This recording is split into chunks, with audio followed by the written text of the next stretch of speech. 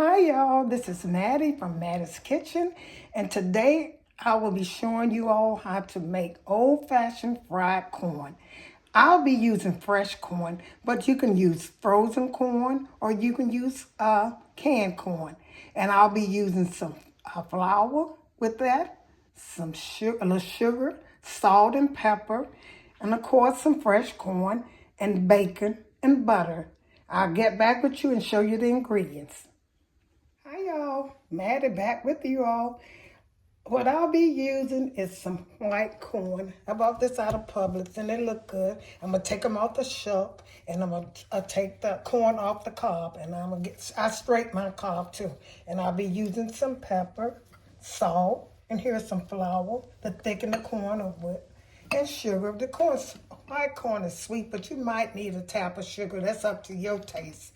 And I'll be using some bacon, fresh bacon, and I'll be using some butter. When they used to fry corn a long time ago, most time they used salt pork or fat back to fry it with. And I'm going to use the bacon. This is in between the salt pork and to me and the fat back. And I'll be using this to fry my corn with. I'm going to get back with you all. Okay, what I'm doing next is I cut my corn off the cob, and I'm going to show you how I cut my corn off the cob. Y'all probably can do it better if y'all, in the notes, in the comments, tell me a better way to do it. But first, I'm going to cut this bacon and get this ready. I'm baking in little cuts so I can fry my corn. This is the grease that we used to use for, most of the time, fat back. This is an old Southern dish, fried corn. And some people use cream style corn. It is wet liquid. It's not the same, but I think when you put it in the can, they call it cream style. They make it like cream style instead of fried. So I'm gonna put this in the skillet over here. And when you're cooking fried corn, you need a top to cover because the corn got to get done. And you're gonna do it. Let this fry a little bit and get some grease. Make sure you use a top that's gonna cover your corn so it can get soft and tender. But I'm just showing you to make sure. And this is how I cut my corn off the cob. I did just like this, and I know it's a better way. I held it by this, and I took a sharp knife. See how sharp this knife? And I know this kind of dangerous, but I've been doing it all my life, and I know it's a better way. But this is a quick, easy way, especially if your knife is sharp. And I go down each one. And I did it off camera to save time, but that's how I did all of them. And I take and scrape the cob. That's what they always told me, to get that little, I guess, but the flour's gonna do the same thing. So that's why we use flour, just to thicken the corn. And this is how I did my corn. I know it's a better way. Like I said, leave in the comments. And once that bacon cook, I'm gonna get back with you. Cook some, I'm gonna get back with you. Okay, what I'm doing, my bacon has cooked, as much as I wanted to get that crisp. What I'm going to do now, make sure you be careful. I'm going to put this corn into this grease. You don't want the top on it. And you're going to let this steam. This is my fried corn. I can imagine this how they did it. They probably didn't, but this how this is how I was taught to do it. And this is the most, to me, the logical, fast and the easy thing to do. The fried corn. So I'm going to take this right here, turn it with that bacon. I'm going to season it a little bit. And I want this bacon.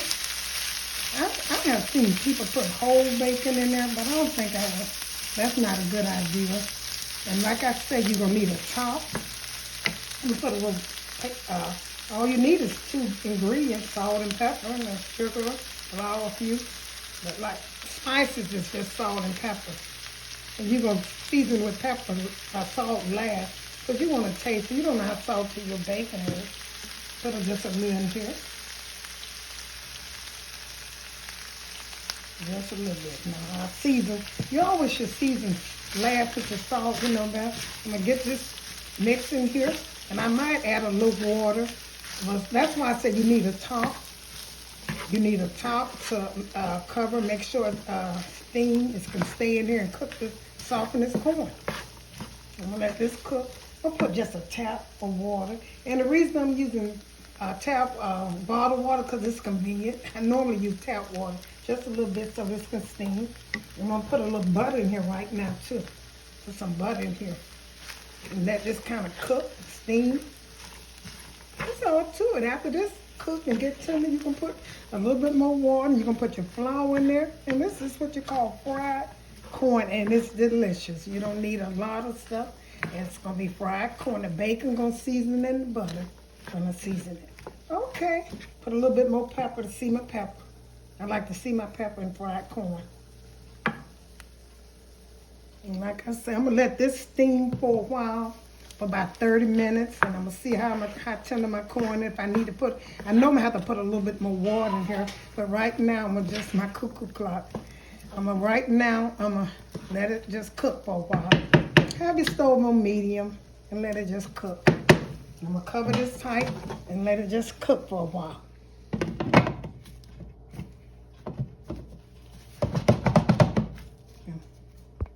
Okay, the corn is about got soft enough. I'm gonna taste it and see what I need. I'll let it cook for about 45 minutes. Because when you're taking corn off, it takes corn sometime a long time to cook. At least about an hour sometime. But I'm gonna taste this and see what I need.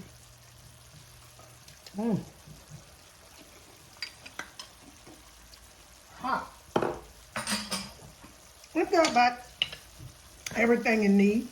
When frying, I got the bacon. You can take this bacon out if you don't want to. If you don't want it in here. But I like it. I use it. So I'm going to take this, put some more butter in here. Put about this much of butter. This is the finishing step. Put this butter in here and let this butter cook. Get some butter in it. Let it cook. Cut it up.